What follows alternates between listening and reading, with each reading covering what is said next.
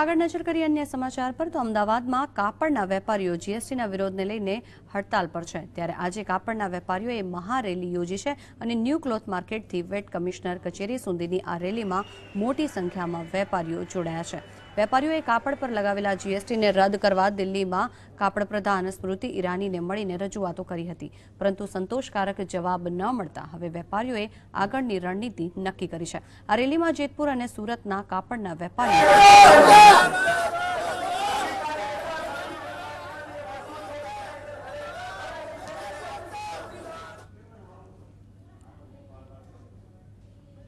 Problem है कि જ્યારે સરકારશ્રીએ ધ્યાન રાખવું જોઈએ કે અધિકારીઓને પણ હજુ સમજ નથી, વેપારીઓને સમજાવવા બાકી છે અને ચાર્ટર્ડ એકાઉન્ટન્ટ જ્યારે મતભેદ કરાવતા હોય તો આવો કાયદો આપણે પ્રજા ઉપર લાદવો ન જોઈએ અને આ કાયદો લાદવાનો વેપારી ભાઈઓ ચોક્કસ કબૂલ કરશે, પણ સૌ પ્રથમ આની અંદર પડતી મુશ્કેલીઓ સમજી લીધા પછી ચોક્કસ 2019માં જીએસટી માટે વેપારી કોઈ બી જાતનો પ્રોગ્રામ આપશે।